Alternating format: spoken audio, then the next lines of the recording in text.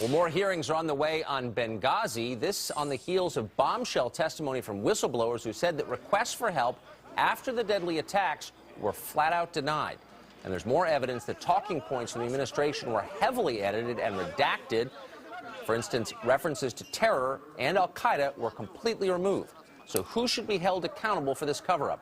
Joining us now is Texas Congressman Louis Gohmert. Congressman, thanks a lot for joining us. Great to be with you, Tucker. So it seems to me now one of the key questions is, why didn't anybody come to rescue these 4 Americans? We know that the authorities were aware that they were under fire, and yet apparently a stand-down order was given. What happened?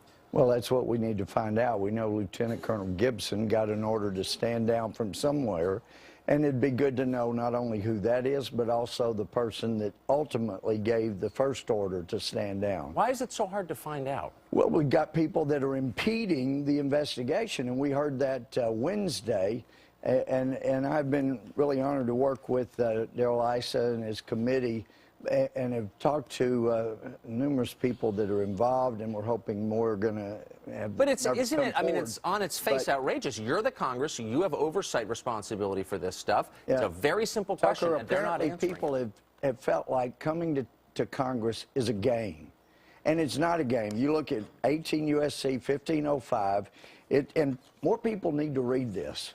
It's quite serious. Whoever by threats or threatening letter or communication influences, obstructs, or impedes basically an investigation of Congress can go to prison for up to 5 years or 8 years if it involves a death, or terrorism. So this is quite serious. And it also goes with the story you were reporting earlier, where the IRS has come before Congress and not been truthful. Not been truthful is right. Yeah. Here's the precise example. So June 2001, Lois Lerner, who's in charge of nonprofit exemptions at the IRS, learns that the agency has been flagging conservative groups and hassling them.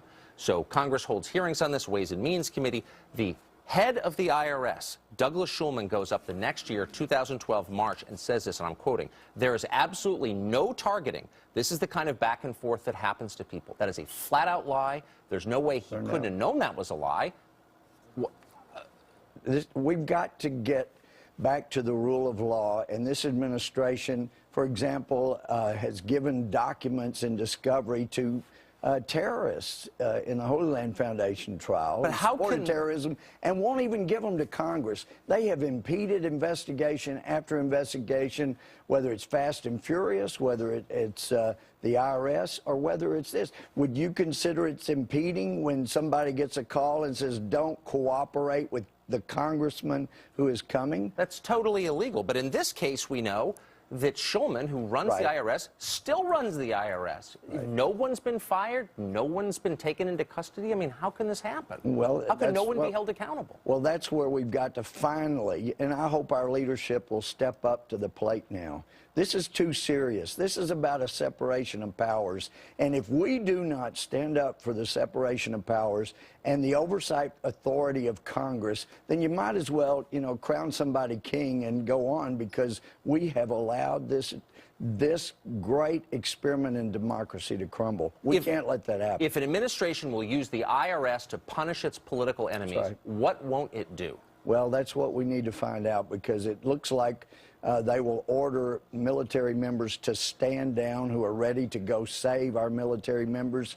And it still galls me. The administration released a report that Ty Woods and Glenn Doherty died running for cover, seeking cover, when even that was a lie when they finally released it. These guys were heroes. The other individual that had his leg blown off, or much of it blown off there with Ty and Glenn, he's still undergoing surgeries and rehab, and there are answers, and we should not stop until we get them, and that includes punishing anyone who has impeded an investigation.